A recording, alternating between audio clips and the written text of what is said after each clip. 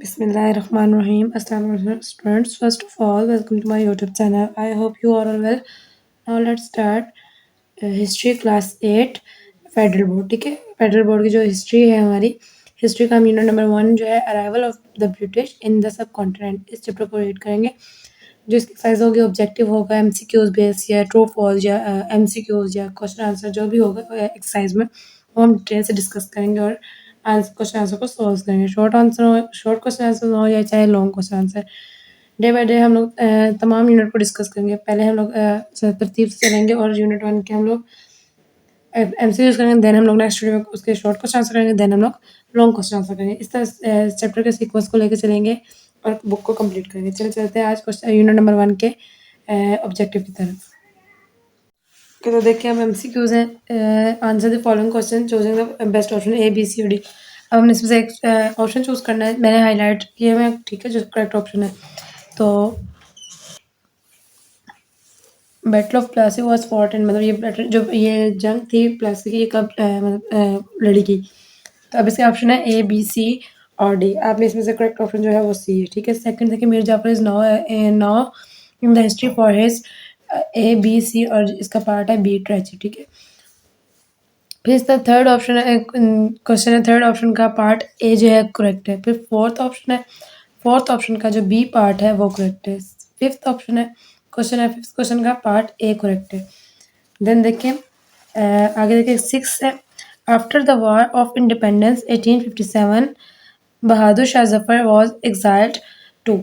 अब इसमें चार ऑप्शन है, उनमें से सी ऑप्शन जो है वो करेक्ट है. देन देखिए आगे as queen Victoria proclamation the government affairs in India were to be run by the.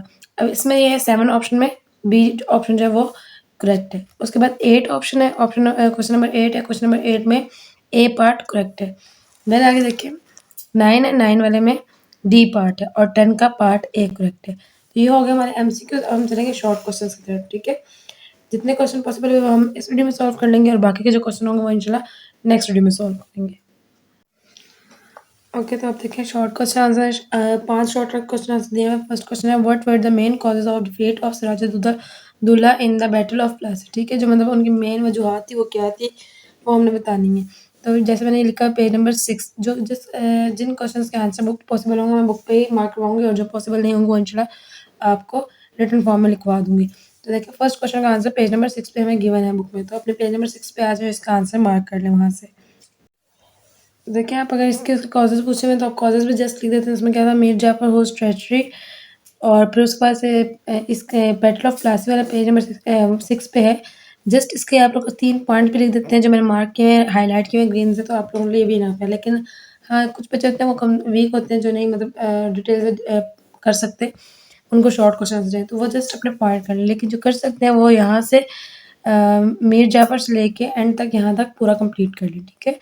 तो यहाँ पे नवाब है, नवाब को काट के यहाँ पे सिराजुद्दौला लिख लें. बाकी क्वेश्चन जो है एज इट आएगा.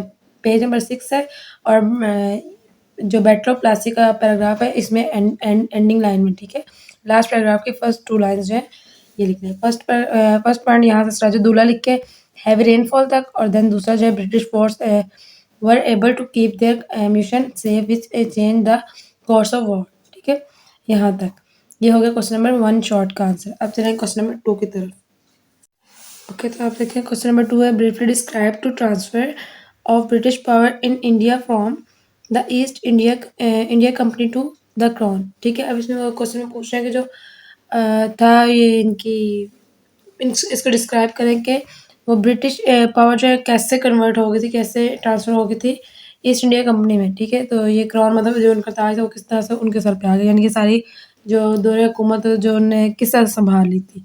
तो इसका जो आंसर है क्वेश्चन नंबर 2 का आंसर पेज नंबर 11 पे मैंने जैसे यहाँ मेंशन भी किया है पेज नंबर 11. तो अपनी बुक के पेज नंबर 11 पे आए और इसका आंसर मार्क कर दें. जब पेज नंबर 11 ओपन करेंगे देखिए इसमें पैराग्राफ है consequence of war of independence. इसमें है first, second, third and fourth paragraph जो है इसमें the failure of the war resulted to in tighter control of the British over India. Instead of East India Company, Indian affairs come under control of British government. The Victoria was made responsible to run the government affairs. ठीक है. जो उनके affairs थे, government जो सरकारी मामलात थे वो सँभालने लगे कौन? रिक्वेरी, ये जो ईस्ट इंडिया कंपनी के लोग थे वो तब जब ये जंग हार गए थे, फेलियर ऑफ द वॉर, जंग हारने के नतीजे में, ठीक है? तो फिर इनके जो थे ना ये मा मामलात, सरकारी मामलात, वो ब्रिटिश जो थी वो इनने सँभालना शुरू किए। देन ये जो एसएसएन ने चेंजिंग लाते थे, उनसे पूरी की पूरी हुकूमत खींच ली और ये खुद इस पे राज करने लगे। तो ये हो गया क्वेश्चन नंबर 2 शॉर्ट जो है उसका आंसर, ठीक है? यहाँ से यहाँ तक मार्क कर लें पेज नंबर 11 पे। अब चलेंगे दोबारा क्वेश्चन नंबर 3 की तरफ।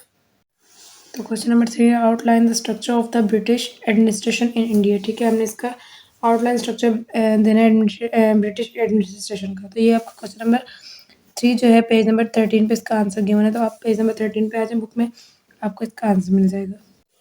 तो पेज नंबर 30 पे आने के बाद ये देखें चार्ट सा बना हुआ है, फ्लो चार्ट। इसमें से इस साइड वाली चीज़ को कट कर दें, बस यहाँ से लेके सिंपल अगर आप इसको कर लेते हैं तो ये आपका आंसर इनफ है, क्योंकि इसमें सारी जो है स्टेटमेंट और सारी जो है जैसे उनकी डिवीजन्स हुई हुई हैं वो उन्होंने सारी डिटेल से डिस्कस की हुई हैं। तो आप इसको बस इसमें जो है ये फ्लो चार्ट कर लेते हैं या माइंड मैप जिसको कहते हैं, ये कर लेंगे तो ये आपका आंसर क्लियर हो जाएगा क्वेश्चन नंबर 3 का, पेज नंबर 13 पे, ठीक है? अब चलते हैं क्वेश्चन नंबर 4 की तरफ। ये हो गया question number 3 short. Question number 4 देखिए, what were the objectives of the British education policy in India, ठीक है? यानी कि उनके क्या मकासद थे जो किसके ब्रिटिश एजुकेशन के इन इंडिया में, इंडिया के अंदर जो है उनके पढ़ाई के जो क्या मामलात थे या क्या उनके मकासद थे। तो इसका आंसर जो है पेज नंबर 114 पे, ठीक है? पेज नंबर 14 ओपन कर लें, वहाँ पे आपको इसका आंसर मिल जाएगा। तो देखिए पेज नंबर 14 पे ब्रिटिश एजुकेशन पॉलिसी है। इसमें आ जाइए लास्ट पैराग्राफ सेकंड पैराग्राफ जहाँ एंड हो रहा है, इसकी लास्ट ये 4 लाइन्स हैं। Section 43 of this act defined the objective of educational policy, ठीक है? ये तो क्वेश्चन में से हो गया। फिर आगे है which included the revival and improvement of literature, the encouragement of learn native of India and the introduction of promotion of a knowledge of sciences among the inhabitant of the British territories in India, ठीक है? ये होगा question number 5 का short answer. अब चलेंगे question number 6 की तरफ। अच्छा, क्वेश्चन नंबर 5 को ये आपने सॉल्व कर दिया, फर्दर इसको इन आसान वर्डिंग में करना चाहे तो सो ये क्वेश्चन नंबर 4 का आंसर है, ठीक है? क्वेश्चन नंबर 5 का नहीं, ये होगा क्वेश्चन नंबर 4 का आंसर। क्वेश्चन नंबर 5 देखें, specify the advantages of communication networks introducing by British, ठीक है? क्वेश्चन नंबर 5 है, इसका आंसर आपको बुक में गिवन है और मैं रिटन फॉर्म में भी दे देती हूँ आपको। लेकिन ये है कि अगर आप लोग बुक वाला करें तो वहाँ से कर लें, और अगर आपको ये आसान लगे तो ये मैंने पॉइंट्स में लिखा है, बुक में ज़रा डिटेल से क्वेश्चन इस तरह लिखा हुआ है। देखिए इसमें लिखा है following were the advantages of the communication network introduced by British Indian trade volume increase, military and business interests were protected, railway provided employment and business to the local। ये हो गया हमने जो रिटन फॉर्म में लिखा है, उसके अलावा बुक में मैं आपको मार्क करवाती हूँ किस पेज पे है। तो ये बुक पे पेज नंबर 17 पे इसका आंसर, ठीक है? बुक का पेज नंबर 17 ओपन कर लें, वहाँ आपको आंसर मार्क करवा देती हूँ। देखिए बुक का पेज नंबर 17 पे आगे ये लास्ट पैराग्राफ है, keeping in view the military and business interest. इसको आप पॉइंट में चाहे बना के लिखना चाहे ऐसे लिखना, ठीक है? यहाँ से लेके यहाँ तक 5 का आंसर बन रहा है, ये बीच में से मैंने एक पॉइंट कट किया, तो अगर आप लोग भी शॉर्ट करना चाहें तो कर सकते हैं, लेकिन अगर नहीं करना चाहते तो बेशक आप ये पूरा पैराग्राफ याद कर लें तो वेल एंड गुड, ठीक है? ये हो गया हमारा शॉर्ट क्वेश्चन 5 ही हमें गिवन थे। तो इसके अलावा हम चलते हैं लॉन्ग क्वेश्चन की तरफ।